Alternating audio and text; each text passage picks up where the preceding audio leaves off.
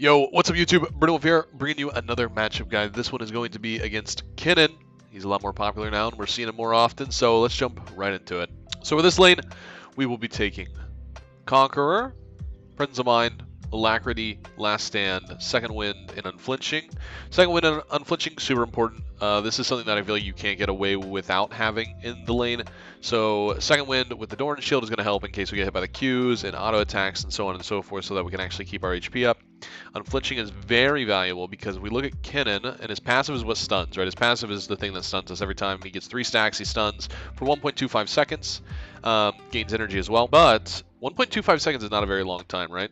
And what does Unflinching do? Well, Unflinching gives you tenacity when you're lower HP. So that 1.25 seconds actually comes down to be less than a second when you're low and you need to escape. So in this lane, it's kind of weird. So I'm taking Conquer, but you can get away with Press the Attack and Grasp. Press the Attack and Grasp are both fine. Just make sure that you have Second Wind and Unflinching. Those are going to be the most important things. If you're going to take Press the Attack, these runes for the Precision tree line will stay the same. And then obviously if you're going to take Grasp, you just throw on Demolish with this, and then go Precision secondary with Alacrity and Presence of Mind. So, or if you really want to, you can go Grasp with Sorcery secondary with Nullifying Orb and Transcendence, or Gathering Storm. So what we're really looking to do in this lane, so this lane is kind of annoying, right? I mean, it's Kennen. He's kind of obnoxious, not the most fun to play against. When I play this lane, I always look for a cheese. So you'll notice I try to go here, he catches me, but I don't really care that he caught me. I'm still going to go over here and sit in this bush. So typically I try to stay in one of these two bushes, or vice versa, obviously, in this bush here. Because I want to chunk him down really heavy, because obviously he's going to start out with just Q. Not that crazy of damage. And I can definitely chunk him out a lot more with my Q and then Conquer stacks as well in this scenario where I have Conquer. So I'm always looking at cheese. I want his HP low because I want to look for a level 2 all-in. If I'm able to get that level 2 all-in, then that's massive. What you'll notice a lot with me playing this lane is I'll actually, well, we'll get into it and then you'll see. So we're looking for this trade. This is ideal. I didn't have to go back in there. I kind of make it half and half, but this is good. I mean, I got Second Wind and Doran Shield, and you'll already see that Second Wind has already healed me for 17 after that one interaction, and then Doran Shield is healing you as well. So I win that trade. So now he's low. What you'll notice is I play the bushes a lot. I want him to throw his Q blindly. I don't want him to have easy Qs. And that means I'm either going to play the bushes and go in and out of the bushes and make him work for trades, or I'm going to stand behind my minions. So as the lane goes on, though, I kind of want to pressure him and make him feel really uncomfortable. Obviously, ideally, we want to freeze the wave around this area so that I can run him down. And what we're really looking to use the parry for is his 3-stack. And, like, almost purposely stun ourselves, right? So you'll notice me do a pretty decent amount where I'm going to let him 2-stack me and then try to slide parry in to actually stun him. So you'll see I'm kind of taking this 2-stack on purpose, right? And then I'm looking to slide parry and get the stun. One of two things are going to happen. Either he's just not going to use anything and I'm going to slow him, and then he's going to stun me, but then he can't really trade back because he got hit with the parry. He's going to throw his Q and get stunned, which he does here, which leads to a really nice trade. Or he's going to E away, which on the last stack, that'll stun you as well, so you'll stun him off that. So in this lane also, the biggest thing that we're looking to play off of is his E, which he doesn't have yet, but his E, 10-second cooldown, this is where he gains 100 movement speed, and this is how he's able to escape you. Very similar to Riven lanes, Aatrox lanes, Cassante, things where you're playing off the dash, and the enemy's escape, which his escape is going to be his E. So we're always looking for a way to bait that, and that opens up our green light window of opportunity where we're actually able to go in and look for a kill. So here, it doesn't really matter. I would like to just shove it and then recall and then catch wave in this area. So that's kind of what we're doing. But also if I'm able to shove, I might even look for a roam mid lane or something like that.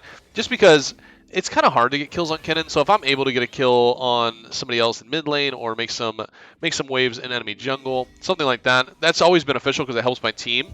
And the thing about Kennen is, as long as you're not dying in lane, you're going to outscale him really well, right? So we get this recall off, we come back, we buy refillable. We're obviously just going to go right into Divine. Now, if enemy jungler is AP along with enemy top being AP, then you can absolutely just rush Merc Treads and it'll be super powerful, right? Because you get the nasty, it's going to lower the stun duration that Kennen has, and that 1.25 seconds along with unflinching turns into like half a second, 3/4 of a second, which means the stuns don't really matter too much. Now this is where I want to start being aggressive because I come back from power back, I was able to slam the wave, and now I have a little bit of gold. But I do need to trim down the wave just a little bit before I can look for that.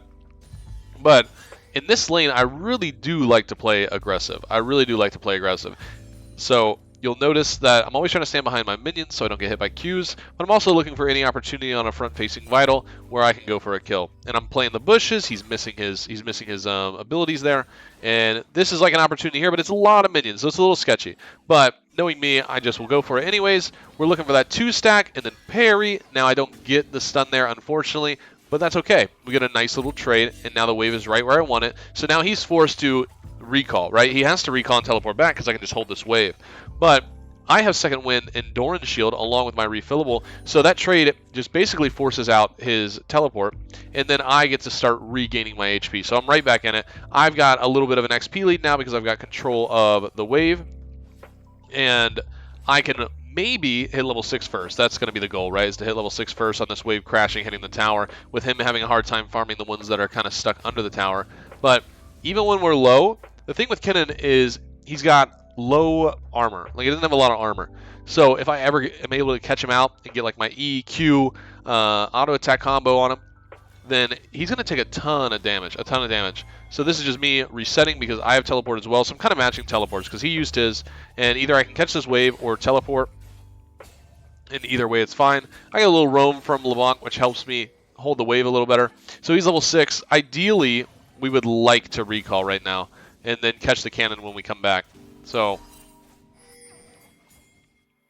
he's stopping my back, though, because I'm lazy. You should definitely go a little bit further behind the tower so that he can't stop your back for sure. We'll just clear this wave, and we'll recall. And this is where we're going to look for. This is a green light opportunity where I'm about to spend 1,000 gold. I'm going to get Sheen and then come back to lane. So we're working on Divine. The only time I would not get Divine is if you're going to press the attack and you wanted to get Bork, or if enemy jungler and top laner were both AP, then you can go Merc Treads Rush, and Merc Treads Rush would be super OP, super OP. So notice we have a lead in CS, and that's because we're not letting him trade with us. You know, we're playing the bushes, we're not letting him trade with us. We're kind of into the bush, and then we queue out. I mean, the concept is, it works really well with mainly any range laner, so you can kind of take this and use it in other range lanes as well. So what you're kind of doing is your Q's on a really low cooldown, right? So I can play these bushes, just walk back and forth, and when the minion wave is here, here, I can basically Q out, hit a minion that's about to die, and then run right back into the bush and just make it really hard for him. It's like this never-ending cycle of me going back in. It's almost like you're playing Rengar, right? You're going into the bush, you're queuing out, you're hitting a minion, and then you're back. And it makes it really hard for range laners to actually trade with you. And Fiora has that ability to do so because of her mobility.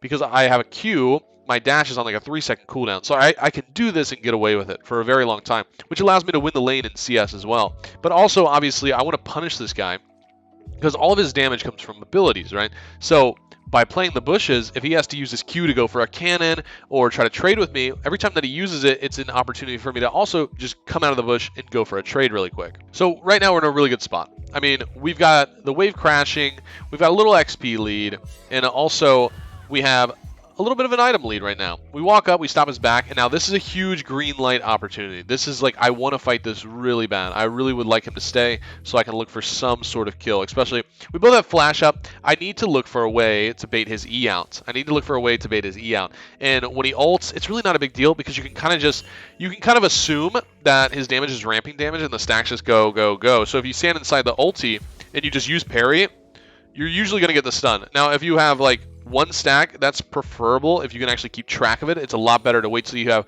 1 stack and then go ahead and parry once he ults you, because he's probably going to ult you and then W, and that's going to cause you to get stunned. But you can stun him in his ulti, and then he just can't get away, and you can just finish him. Because it is ramping damage, so it's a little weird to have to sit there, and he's gaining more damage as you're standing in it.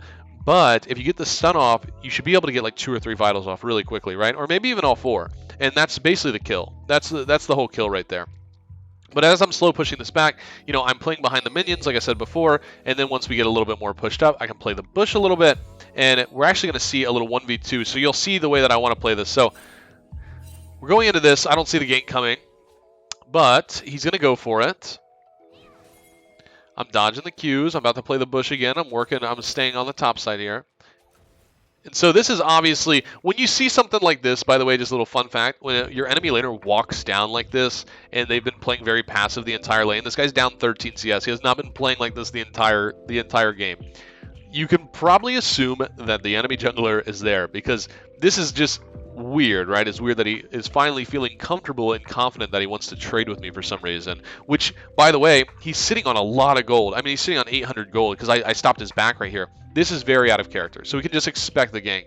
Now, me, I'm just going to go for it. I'm just going to fight it. But you'll see. So we go in, get our combo. We get stunned, which is fine.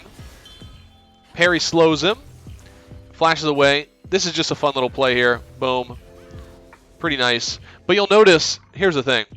What I'm really trying to show you is that he really doesn't do as much damage as you think inside the ulti. Like, I'm getting attacked by Graves as well. The damage really isn't that bad. And then once it's over, that's his whole combo. Once it's over, everything's on cooldown. I mean, his W has a huge cooldown, 12 seconds. The E has a long cooldown. Even the Q has a 5-second cooldown. Once he's used his full combo, Kennen will not 100-0 you.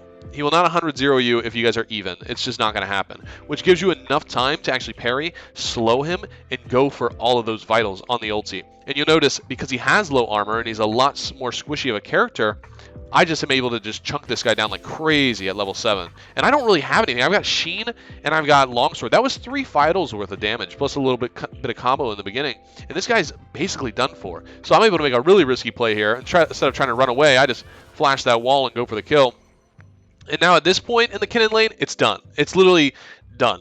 This lane, once you get a lead, you should be able to hold it. You should be able to hold it very easily, because he is forced, as long as you're playing the bushes and playing behind minions, he is forced to E into you to get kills, right? So once we get this kill, we're able to just shove this. Now we come back to lane, and this lane is a lot different. This lane is a lot different. This guy has nothing that he can do anymore. Kennen really needs that first item before he starts doing crazy damage, and Kennen is also more of a team fighter. So the thing is that we just survive the lane, and it's a thumbs up, green light, good to go type of scenario. But like I said, you've noticed for this lane, just hiding behind these minions, not allowing Q, and then once I get the wave built up, that's when I can start playing in the bushes, right? So once again, he's got a front-facing vital. I want to look for, I can go for a kill if I want. I don't have flash though, so it's going to be pretty hard to catch him if he uses E. So like I said, you'll notice I'm not really going crazy aggressive until I can get that E out of him. Playing the bushes to get a little bit more aggressive positioning to stand behind his minions, looking for anything. And once I can bait the E, that's what I really want to do. So E is gone, and this is great. I love taking trades like this against Kennen because I'm always going to win them with Second Wind and Doran's Shield. I'm just slowly healing more and more. I mean, Second Wind has now healed me for 438 HP. And when we look at a potion, where's a normal potion at? A normal potion heals you for 120, right? 120. This rune on its own already has 200 gold worth of value already at 10 minutes. 200 gold worth of value, a secondary rune, which is awesome, right? And he knows that too, so he has to back away. He does not like that trade at all. I'm always going to win that trade. I'm going to keep healing, and he just never wins it. And I'm playing into these minions, right? Once this minion goes away, I kind of have to play the bushes a little bit more. So going back up. And now we're behind him. So you notice I'm always just making it really difficult for him to trade with me. Now, a big thing that this Kennen doesn't do because he's behind that I really want to bring up is when the Kennen E's into you, that's your green light. If he uses his E to try and trade with you and run into you, you got to keep in mind that he has just used everything. So this Kennen was to E into me right now and then use WQ ult, whatever. I mean, he's going to lose it, right? He's going to lose it. And if it, even in like the earlier lanes, if Kennen ever E's into you, turns into a lightning ball and runs at you, go in. Don't let him get that trade for free. Do not let him get that trade for free. Go in after the E is over because he just used his only escape tool besides flash. Obviously, laning phase, we basically haven't won, right? But the biggest issue is just that he's going to be more valuable in team fights. So how do we really combat that? Well, we try to keep him away from team fights, right? So we try to keep the split push going and always pull Kennen away. And if somebody else has to respond besides him, I'm okay with that too. But Kennen, it gets a little bit easier and easier to dive once I get Divine. Once I have Divine, my Q pokes on Vitals are massive. So here we go, look. I got 2 stacks, right? 2 stacks. I know that. I'm looking for it. A slide parry on purpose, right? Slide parry on purpose. We got 2 stacks. We're baiting it out. Boom. Now I can ult, and look at this. Within the time frame of him being stunned, I'm able to hit all 4 vitals. And this should be the standard, right? 1, 2, 3, 4. Doesn't matter if I get the kill or not. This guy is now diveable. This guy is now forced with a decision. Do I stay or do I go? And I get all my HP back. And that's why, and this is a huge thing for Fiora as well, guys. You can use your ulti as just a way to cause pressure. Because I can take this trade, even if I'm like half HP, get all 4 vitals off, and then I can use this to just stand here, heal all the way back up, and then set myself up for a dive. You know what I mean? So, huge play there. And then I'm kind of looking for it. I was really hoping Hecarim would come. He's a little bit harder to dive because, obviously, you know, ulti. So I back up off of it. If I was able to get another stun, maybe. But you'll notice this is just him struggling to stay alive for the remainder of the lane since we got that lead. So playing the bushes, just messing with the guy, really just dominating the lane against Kennen. And now that we have Divine, this is when the lane gets it's over just at this point. We end up going bot lane here. But because we put so much pressure on Kennen, right? Kennen really has no way of getting to this fight because we've made him use teleport to get back to lane multiple times, right? So we go in. Hello, Fiora's here. And then we just build our lead further. No Kennen means an easy team fight. I mean, you pick Kennen to team fight, and if you're able to win the lane that hard, this is one of those things where you look at it and you don't realize how big of a win it is. Plus 30 CS, 1-0 in lane, but you don't think about everything else that happened during it. He had to use teleport, so he doesn't have it available. And you pick Kennen for team fights. If Kennen can't be there for the team fight and can't ult, then he's useless. And then the enemy team just gets punished very heavily for it, right? And then we're able to just win this fight. And I mean, truthfully, after this game, or after this fight here, the game's over. I mean, the game's over. It's 14-7. Kennen's just kind of useless. He struggles to take towers quickly. He isn't a good split pusher. He's more of a team fighter. If I force him to catch my wave every time and force him to be in a side lane, the guy can't do anything. He couldn't even take that tower during that whole play. I mean, during that whole entire play, I teleported the dragon, I recalled, and I walked back to lane, and my tower is still standing. And then we're actually going to be able to take tower first here. So, or maybe we're going to do another fight. Oh wait, this is a really fun fight if you guys want to watch this. This is a really fun fight. So this is another fun fact for Fiora. You can use your ulti defensively. I've been telling you guys forever. Ulti defensively. Massive. Watch this. I have 370 movement speed. I'm like, oh my gosh, there's 3 people, so I ult, right? 489 movement speed just because I ulted. They can't keep up with me once I ult. There's 4 people here. I just walk away. I just ult the Graves and then walk away. Hecarim goes for the 1v4. He's crazy. We obviously want to take Kennen out of the fight first because he has, you know, this big AoE stun and damage. Once we get him out of the fight, this is just kind of done for. And we just win it. Now, this game isn't very long, so this is going to be a shorter matchup guide. But you guys get the point, right?